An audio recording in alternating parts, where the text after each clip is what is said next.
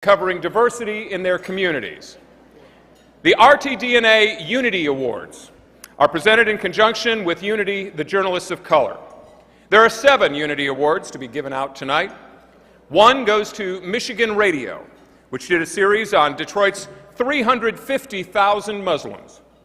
An award also goes to Fluid Identities, a report on all the ways we describe ourselves in this rapidly changing world.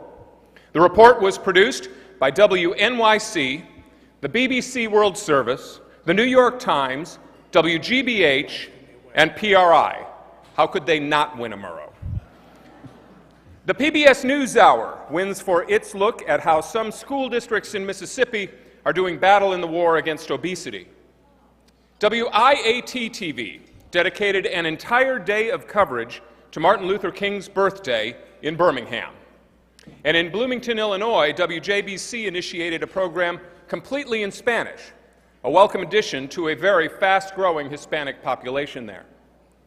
And in Wausau, Wisconsin, WSAW-TV pays special attention to the large Hmong population from Southeast Asia.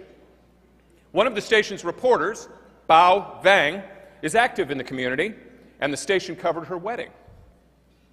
And IllumeMagazine.com in California educated their community about Muslim life, going beyond stereotypes.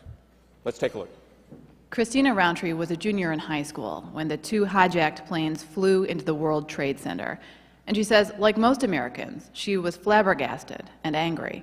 And it came out on the news that these were done by Muslims. So I asked my Muslim friends, why would these people do this in the name of Islam? Like, that's your religion, right? Roundtree says her friends told her, those people are crazy. They don't represent Muslims. Islam is a religion of peace.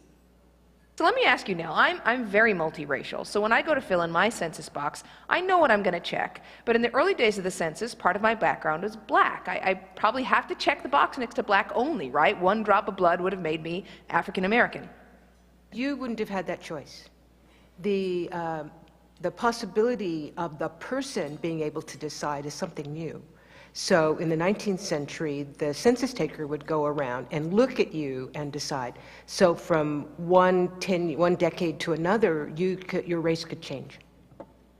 Today, Dr. King would have been 82 years old. And that is something that came up a lot at a big event that took place this morning. It was reflected upon throughout the day here and in the Magic City. Many of the foot soldiers, the men and women who marched together during the turbulent civil rights era, gathered here to break bread, to remember the struggle, and to look to the future. It's about peace, about working together, about the human condition, that we're more alike than we are separate.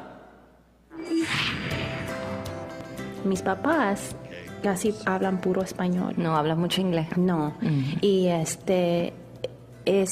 triste o duro cuando alguien viene, que es de la familia, o más de todo que es un nieto y que no puede hablar o conversar con su abuelito o abuelita. Eso para mí se me hace triste. After dating for 3 years, I accepted Noah's proposal of marriage. We've been engaged for a year. However, our families must still give their approval and agree on a dowry. When Noah's family arrives at the doorstep, it is tradition they ask if our family is refraining from having any guests. When my family tells them they will be allowed inside, the Maikong will sing a song to start the ceremony.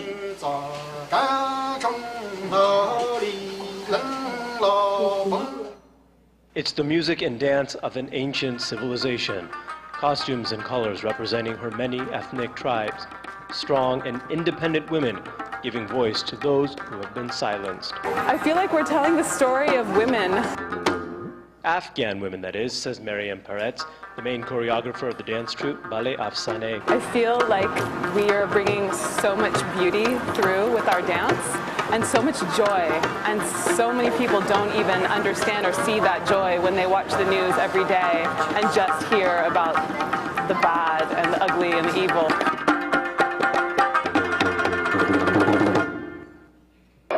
The state of Mississippi is doing battle with one of its most cherished culinary traditions, fried food. And front line in this war against fat is the state's public schools. Kids in Mississippi are the most obese in the nation. So, in January, using federal and private money, 94 of the state's 1,055 schools got rid of the food fryers in their cafeterias. Obesity is not just a Mississippi problem, but nowhere are the numbers more sobering than in Mississippi, where 44% of kids aged 10 to 17 are considered overweight or obese. That extra weight puts them at risk for diabetes, high blood pressure, stroke, cancer, and other causes of premature death when they grow up. Accepting for Michigan Public Radio is Vincent Duffy, News Director and Chairman-elect of RTDNA.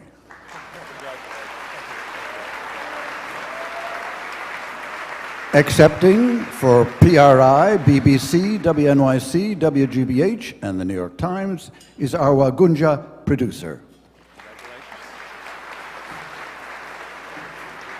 Accepting for PBS is Betty Ann Bowser, health correspondent.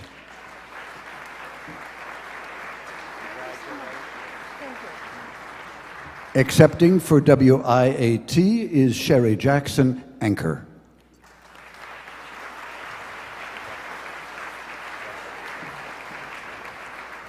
Accepting for WJBC is Ingrid Ramirez, producer and host.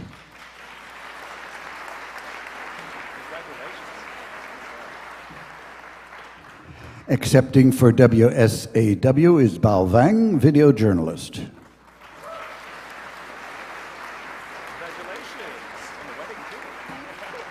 And finally, accepting for Illum Media is Azad Al-Fadl, producer.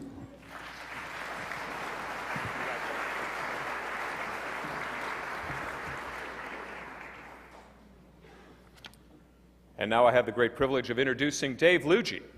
He's the president of Gannett Broadcasting,